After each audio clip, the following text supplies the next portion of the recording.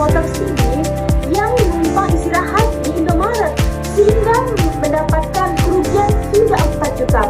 Gimana kelanjutannya?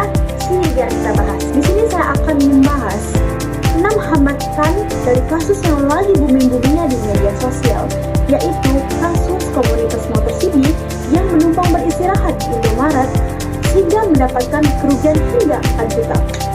Yang pertama, ada citra negatif bagi komunitas motor. Tindakan seperti menggunakan fasilitas tanpa izin untuk makan dan minum, bahkan hingga tidur, dapat merusak nama baik komunitas motor. Nah, kejadian ini juga dapat menimbulkan stereotip bahwa komunitas motor ini cenderung tidak menghargai atau menghormati ruang publik. Yang kedua, ada gangguan terhadap operasional bisnis. Minimarket tidak dapat melayani pelanggan lain karena ruangan penuh. Dan ini juga mengakibatkan ketidaknyamanan bagi pelanggan reguler dan menghambat kelancaran operasional.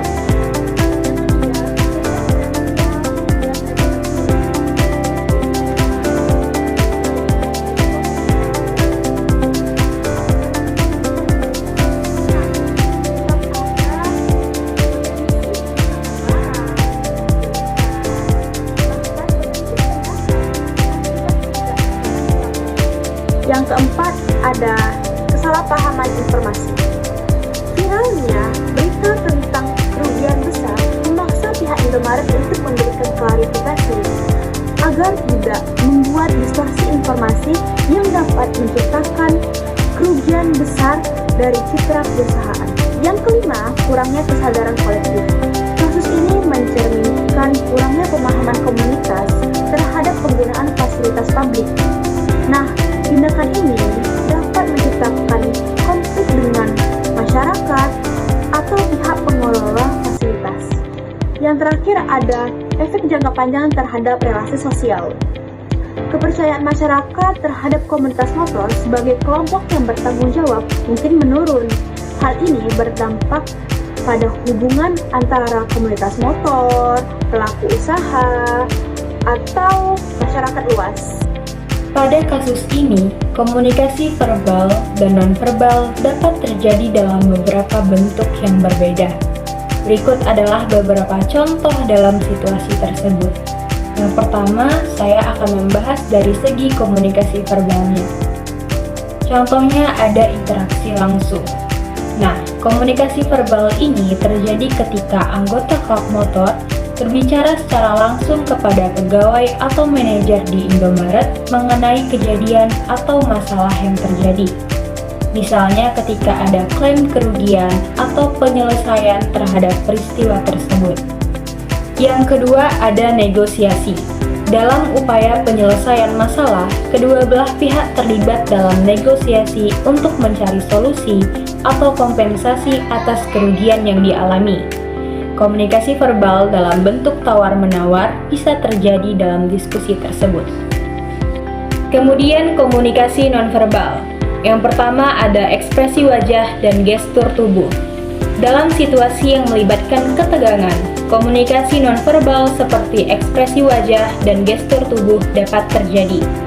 Misalnya ketika anggota klub motor menunjukkan sikap ketidakpuasan atau frustasi melalui ekspresi wajah dan gerakan tangan. Sementara pegawai Indomaret menunjukkan sikap defensif atau kebingungan. Yang kedua yaitu postur dan jarak fisik. Selama diskusi, anggota klub motor maupun pegawai Indomaret menggunakan postur tubuh atau jarak fisik untuk menunjukkan sikap mereka, seperti berdiri dengan tegak atau bergerak menjauh untuk menunjukkan ketidaksetujuan. Yang ketiga yaitu kontak mata.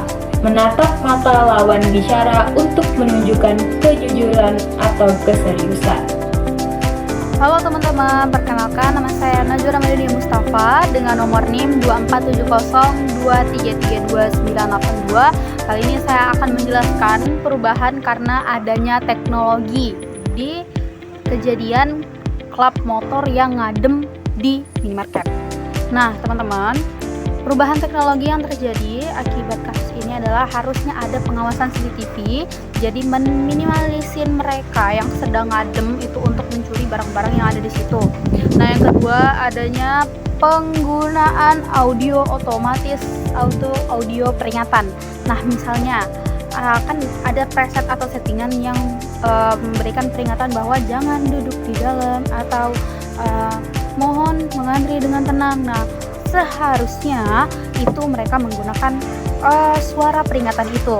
Kemudian mereka juga harus adanya data elektrik setiap pengunjung yang datang ke minimarket. Jadi tahu-tahu siapa-siapa aja sih yang datang ke minimarket itu. Nah, kemudian mereka juga bisa, kan kita tahu nih kalau misalnya Alfamart dan Indomaret itu mereka memiliki aplikasi khusus untuk mereka yang mageran untuk keluar, sehingga jadi para pelanggan yang tidak ingin keluar rumah jadi bisa menggunakan aplikasi tersebut. Itu kan termasuk teknologi, jadi tidak perlu datang ke lokasi, hanya perlu menekan tombol dari ponsel dan akan diantar oleh pegawainya langsung. Gitu ya teman-teman. Jadi ada banyak sekali teknologi yang berpengaruh, apalagi ketika adanya kasus klak motor, sehingga perlu banyaknya upgrade dari minimarket ini sehingga menambah kenyamanan bagi pelanggan lainnya, seperti itu. Baik, di sini saya akan mencoba melanjutkan materi yang telah disampaikan oleh rekan-rekan saya. Di sini saya akan membahas tentang etika komunikasi. Etika komunikasi adalah prinsip moral yang mengatur hubungan antar individu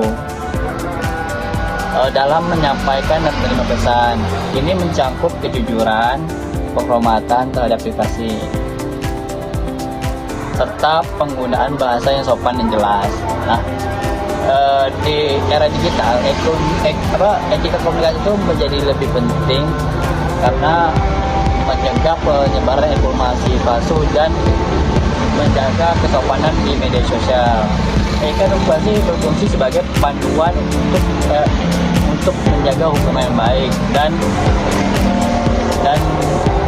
mengurangi kesalahpahaman dalam berbagai konteks komunikasi. Nah, merujuk pada prinsip-prinsip komunikasi itu terhadap kasus geng MotoCB yang istirahat di Alfamart atau Indomaret, menurut saya situ udah cukup jelas bahwasannya mereka merugikan pihak tertentu, baik itu karyawannya, baik itu bosnya, karena mereka tidak mendapat izin. Mereka semena-mena masuk ke tempat usaha orang untuk merusak dan mengalami kerugian nominal yang tidak sedikit. Lantai-lantainya yang kotor, terus arah-arah jajanannya yang berserakan. Nah, di situ sudah cukup jelas bahwa etika komunikasi pada prinsip-prinsip tidak terjadi dengan efektif.